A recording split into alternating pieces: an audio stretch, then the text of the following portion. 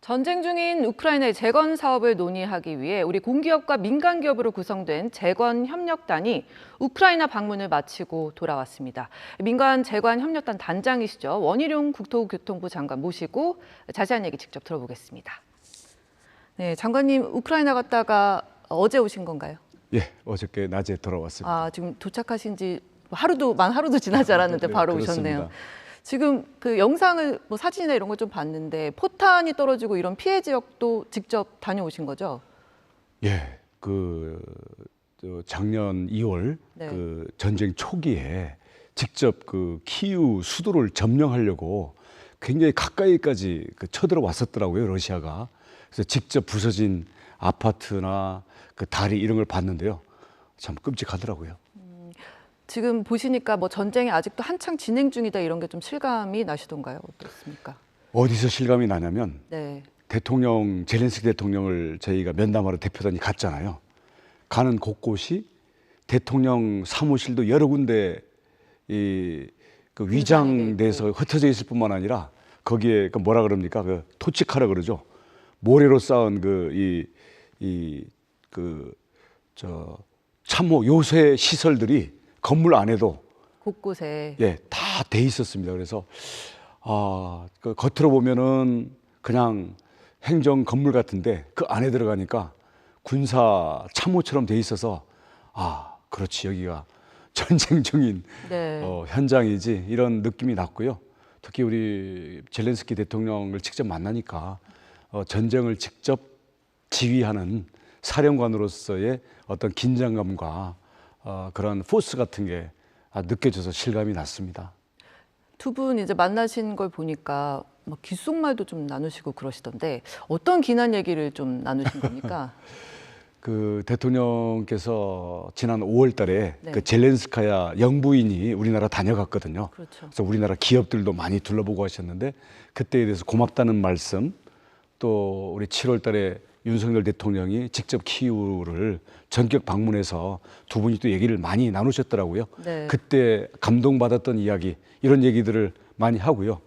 저희들의 예상과 달리 저희는 10분, 20분 사진만 찍고 끝날 줄 알았더니 장장 1시간을 젤렌스키 대통령께서 직접, 그리고 우리 기업들 6대표 기업들에게 일일이 기업 이름까지 지명을 하면서 자신들이 원하는 사업에 대해서 이야기를 하고 주문을 해서 저희는 깜짝 놀랐습니다. 그 열정과 어떤 한국에 대한 진짜 진지한 네. 그 어떤 이 절박한 요청이 있지 않습니까? 그리고 개인적으로 보니까 키도 저보다 조금 작을 정도로 비슷하던데 그 안에서 나오는 그 카리스마와 전쟁에서 이 러시아라는 강대국을 맞서서 우크라이나의 국가와 국민들을 지키겠다라는 그 결연한 이 힘 같은 게 느껴져서 네. 개인적으로는 굉장히 저도 그렇고 대표단도 그렇고 숙연하게 감동을 많이 받았습니다. 그러시군요. 네. 이번 방문의 어쨌든 가장 큰 성과는 좀 장관님 뭐라고 설명하시겠습니까?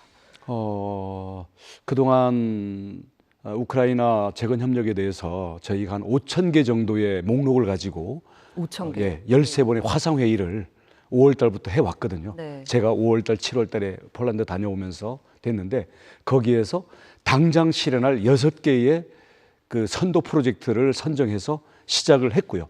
그 대표 기업들이 이번에 갔던 거고, 그것뿐만 아니라 우크라이나 젤렌스키 대통령께서 직접 그 재원도 아마 걱정을 할 텐데 리튬이 5천만 톤이나 있으니 그 2차 대전지의 핵심 그 희소 네. 광물 자원 있잖아요. 그걸 한국 기업이 같이 개발하고 같이 가공해서 우크라이나의 공업화를 일으켜 달라라고 아주 현실적인 제안을 하시는 걸 보면서 제가 깜짝 놀랐습니다. 그러면 지금 말씀하신 걸 종합해 보면은 리튬 부분이 어쨌든 좀 가장 큰 성과라고 봐도 될까요? 거기에다가 리튬이나 식량이라는 우크라이나에 제공해 줄 수 있는 이런 가능성을 대통령께서 직접 언급하시면서 우리에게는 원전, 네. 방산, 그리고 건설, 그리고 리튬 공동 개발, 이러한 것들을 대통령께서 옆에 총리나 우리 장관들을 앉혀놓고 직접 지시를 하셨기 때문에 네. 저희들이 앞으로 진행하기에 따라서는 생각보다 굉장히 급물살을 탈 수도 있겠다. 예, 급물살을. 예, 그렇습니다. 그런데 이제 어쨌든 이번에 가신 게 주요국들 가운데서도 우리나라가 굉장히 빨리 이제 방문을 한 건데 그게 어떻게 보면은 재건 사업에 있어서 선점을 하기 위한 거잖아요. 근데 조금 우려가 되는 건 우리가 아무리 이렇게 좀 선점을 하려고 해도 이 미국이나 유럽처럼 뭐 무기나 이런 걸 좀 전방위적으로 지원하는 나라들에 비해서는 그래도 밀릴 수밖에 없지 않나 이런 생각이 좀 드는데. 이 재건 사업 시장 자체가 1,200조가 넘고요. 네. 그다음에 전쟁이 언제까지 진행될지 모르지만 전쟁에 대한 직간접적인 지원까지 하면 사실 어마어마한 그런 거죠. 그래서 저희가 살상 무기를 지원 안 했다 뿐이지 저희들이 지뢰 제거 차량이라든지 아니면은 이 적십자 빨간 그 십자가를 단 이제 의료 후송 차량이라든지 이런 전쟁에 대해서 인도주의적인 지원도 이미 하고 있습니다. 그렇기 때문에 우크라이나 입장에서도 한국은 우선순위가 저 뒤에 있는 나라가 아니라 굉장히 앞에 있는 나라고요. 앞으로 재건 사업 시장이라는 것은 한국의 강점은 우선 정부와 민간 기업이 함께 이미 팀을 이뤄서 복식적으로 움직인다는 거고요. 네. 여기에다가 원전, 방산, 리튬 같은 자원, 건설업, 제조업, 거기다 인력 양성 이런 것까지 패키지로 제공하기 때문에 우크라이나의 입장에서 봤을 때는 한국이 정부와 민간이 같이 오니까 우선 그 신용도를 의심할 필요가 없고요. 또 모든 필요한 산업을 다 갖고 있기 때문에 사실은 원스톱으로 네. 리스트를 쭉쭉 진도를 뽑아낼 수 있는 나라이기 때문에 아마 그런 면에서 제가 국토장관으로서 갔음에도 불구하고 우리 한국의 민관 이 협력단에 대해서 대통령께서 전쟁 중인 대통령께서 1시간씩이나 네. 그것도 아주 구체적인 걸 저희들에게 일일이 주문하신 게 아닌가 싶습니다. 그래서 뭐 저희가 전쟁에 대한 직접적인 지원을 안 했다 그래서 밀린다 이렇게 생각할 필요는 없고요. 하기 나름이죠. 밀리지 않는다 절대. 거기다가 제일 중요한 게 네. 우리가 전쟁의 폐허의 그 어려움을 딛고 기적적인 경제 성장을 후진국에서 선진국으로 단기간에 뛰어오른 나라 아닙니까? 네. 이런 나라는 전 세계의 한국뿐입니다. 그래서 한국을 모델로 전쟁 극복과 경제 성장을 함께 하고 싶다라는 이런 점에 대해서 젤렌스키 대통령이나 우크라이나 그 지도자들이 이미 한국에 대한 스터디와 한국에 대한 리스펙, 존경하고 그걸 모델로 하려는 그런 의지가 아주 진지했습니다. 그걸 직접 느끼신 거군요. 그렇습니다. 근데 좀 걱정이 되는 게요. 어쨌든 그래도 아직은 이제 전쟁이 진행 중이니까요. 기업들의 안전이 일단 좀 걱정이 되고, 그 다음에 이제 우크라이나가 어쨌든 우리한테 비용을 좀 어떤 부담을 해야 되는 측면이 있을 텐데 어떤 사업의 실효성이라고 할까요? 이 실효성이 좀 떨어질 수도 있지 않나. 왜냐하면 아직 전쟁 중이기 때문에 이런 부분은 좀 어떻게 설명을 해주시겠어요? 우크라이나가 우리 이 대한민국의 한 6배 되는 영토를 가지고 있는 나라입니다. 그래서 이 동쪽하고 남쪽 정도에서만 전투가 진행되고 있고요. 나머지 한 5분의 4 정도에서는 어쩌다가 공중으로 미사일이 날아오는데 이걸 공중 요격하는 수준이지 일상생활에서는 우리가 아주 그냥 활발한 일상과 전쟁의 긴장이 묘하게 공존하고 있는 그게 이제 우크라이나의 그 시민들의 일상생활이에요. 그러니까 그런 점에서는 우리 기업이 뭐 아무나 가서 막 돌아다니서는 안 되겠지만 저희들이 철저하게 우크라이나와 서로 이 군사적인 또 정부의 어떤 보호하에서 진행하는 사업은 문제가 없고 무엇보다도 우크라이나 정부가 전쟁 중이지만 우리는 싸우면서 건설하겠다라고 요구를 하고 있는 거기 때문에 안전이나 전쟁 중이라는 상황 때문에 문제가 크게 없을 것 같고요. 네. 지금 우리 앵커님께서 말씀하신 것처럼 사업을 하면 사실 대금을 받아야 되지 않습니까? 그렇죠. 제일 중요하죠. 그게 걱정인데요. 네. 처음에 이 시범 사업들 같은 경우에는 저희들도 이미 대통령께서 23억 달러의 우리가 원조와 차관을 제공하기로 했으니까 네. 마중물은 그걸로 가능하고요. 나중에 장기적으로 뭐 요금을 받든지 우크라이나의 리튬 같은 거 또는 식량이 거기가 세계 7위의 생산국이기 때문에 네. 그런 식량 대금 같은 걸 가지고 중장기적으로 해결하는 부분에 대해서는 우리나라는 식량 수입국이고 리튬에 대해서는 우리 배터리 세계 1등 국가 아닙니까? 네. 누구보다도 배터리를 리튬을 필요로 절실히 하는. 원하는 나라고 중국으로부터 이걸 의존도를 떨어뜨려야 되기 때문에 그런 점에서는 어떻게 보면 궁합이 아주 잘 맞는다고 할 수가 있겠죠. 윈윈이란 말씀. 예, 그래서 앞으로 전쟁이 보다 본격적으로 뭐 휴전이 되든지 끝나가면서 더 규모가 큰 사업이 진행될 때는 리튬이라든지 식량 같은 우크라이나의 자체의 자원을 저희가 함께 개발하는 방향으로 할 수 있을 거라고 생각합니다. 네, 뭐 걱정 안 해도 된다는 말씀으로 이해하겠습니다. 저희가 사업성이나 대금 회수에 대해서는 철저한 타당성 네, 조사를 해서 저희들도 뭐 그냥 믿지면서 할 수는 없지 않습니까? 그렇죠. 네. 네, 장관님 그 주택 공급 대책 얘기로 좀 네. 넘어가 볼게요. 언제 날짜가 정해졌습니까? 발표 날짜가? 예, 추석이 28일부터니까 그 네. 전에는 발표하려고 지금 내용은 거의 준비가 됐는데요. 관계 부처들 간에 조율할 게 많습니다. 예를 들어서 예산이라든지 아니면 거기에 뭐 우리가 제안을 했는데 이걸 뭐 지자체가 권한이라든지 뭐 기재부 권한이라든지 이런 것들이 있으니까요. 이런 걸 조율해서 가급적이면 추석 전에 네. 저희가 명확하게 발표할 수 있도록 하겠습니다. 핵심 내용을 간단히 조금 소개를 해주신다면. 우선 지금 이번에는 뭐 우리 뭐 세금을 깎아준다든지 뭐 이 집 살려는 사람들에게 돈을 준다든지 이런 것보다는 공급 측이 네. 지금 그 건자재 값이 오르고 또 그동안 이 건설 경기하고 막 활성화됐을 때 여기저기 막 투자를 해놨다가 분양이 안 되고 해가지고 건설 회사들이 돈이 많이 좀 잠겨 있어요. 네. 그래서 이런 부분을 금융이 돌아가게 하고 이 올라간 원자재 값들에 대해서 우리가 비용을 낮춰줄 수 있는 그런 인센티브들 줌으로써 우선 건설 공급 측에서 이제 그냥 막 막연히 뒤로 미루는 게 아니라 올해 해야 될 물량에 대해서는 할 수 있도록 그 숨통을 트는데 초점을 두고 있습니다. 돈이 좀 돌아가게 하는. 돈이 돌아가고 공사를 할 수 있는 사업성이 나올 수 있도록. 네. 예. 근데 이제 사람들 관심이요. 네. 그 주거용 오피스텔. 예, 예. 이거를 이제 주택수에서 제외시키냐. 예. 이게 또 제일 또 관심이던데 포함됩니까 이번에? 그 오피스텔에 대해서 그 과거에 중과세를 낮추는 거는 이미 건 뭐 2년 전에 건 규제가 풀렸고요. 이번에는 저희가 다주택자들이 집을 더 사도록 하는 정책은 배제를 시켰습니다. 그렇기 때문에 저희가 오피스텔이라든지 뭐 빌라라든지 아니면 뭐 지금 뭐 생활형 숙박 시설이라든지 이런 부분들이 제도 때문에 이러지도 저러지도 못하고 묶여 있는 문제들에 대해서는 저희들이 규제를 완화할 수 있는지 보고 있지만은 이미 그거를 다주택으로 사고 있는 사람들이 뭐 세금을 깎아줌으로써 이 부분에 대한 투자 수요를 일으킨다든지 이런 부분들은 원칙적으로 배제하고 있습니다.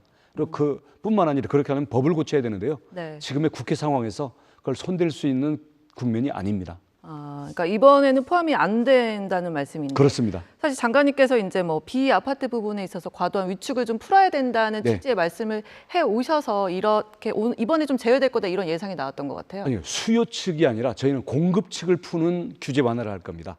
그러니까 지금 세금을 깎아주라는 것은 집 사는 사람들의 수요를 자극하는 거잖아요.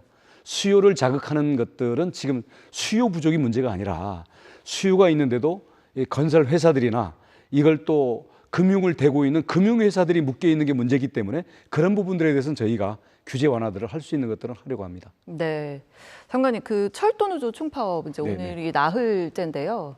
뭐 내일 오전까지 일단 1차로 마무리는 된다고는 하는데 2차 총파업까지 지금 노조가 거론을 한 상태입니다. 네. 이 노조가 요구한 뭐 수서행 KTX 이런 것들의 어떤 협상의 여지가 지금 전혀 없는 상태입니까?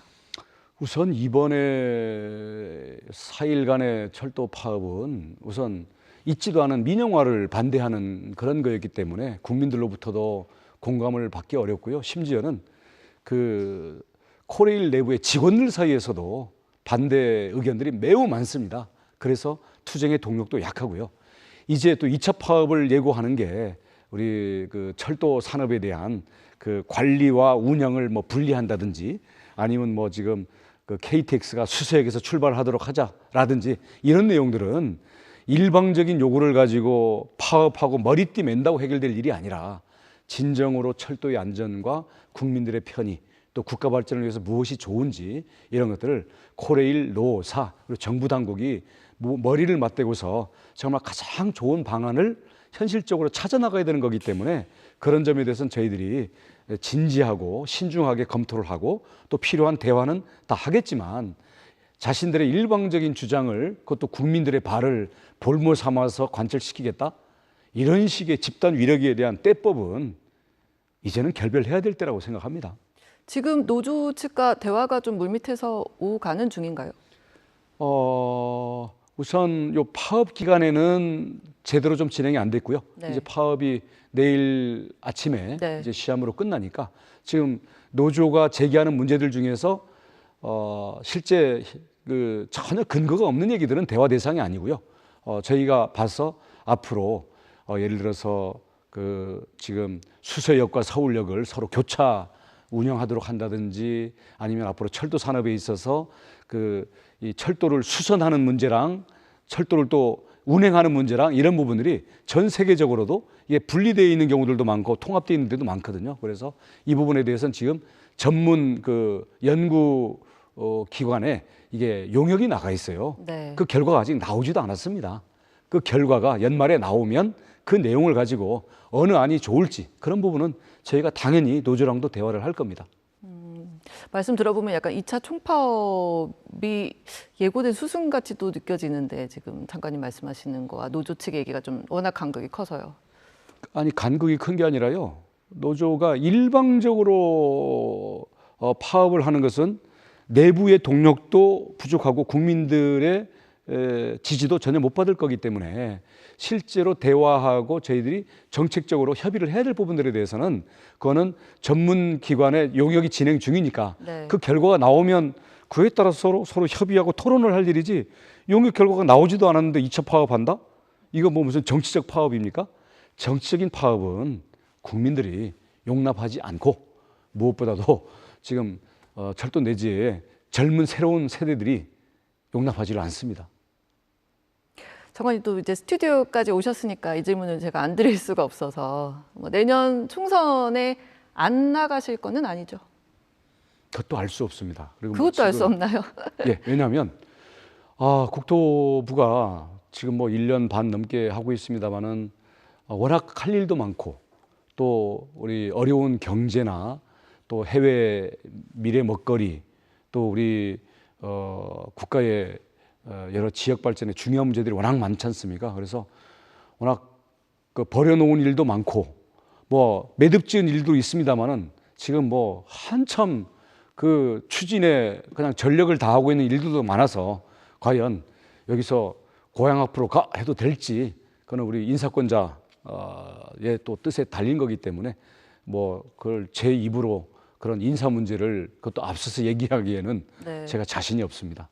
이제 여의도에서는 사실 원장관님 출마는 이제 기정사실로 받아들이고 있고 뭐 어디에 나가느냐가 사실 관심인 것 같거든요. 그래서 뭐 수도권 차출론부터 뭐 구체적으로는 경기도 양평 출마 가능성까지 이제 얘기가 나왔는데 현실 가능성이 없는 얘기입니까? 그동안 거론된 데를 보니까 한 15군데 되더라고요. 아, 그럽니까? 예. 그래서 전혀 그 어느 하나도 뭐 제가 실제 이야기하거나 염두에 둔 것은 전혀 없고 이제 뭐 총선의 계절이 다가오고 있기 때문에 뭐 남 얘기를 하는 거는 자유긴 하겠습니다만은 실제 제가 현재로서는 국토교통부 장관으로서의 일, 지금 예를 들어서 우크라이나 이 재건 협력만 해도 지금 시작해도 한참 집중을 해야 되는 일들, 예를 들어서 우리 리튬 광산을 개발해 오는 일 같은 경우는 얼마나 중요한 일입니까? 그래서 그런 부분들을 놓고 아무튼 전심 전력을 다 하면서 그 과정에서 뭐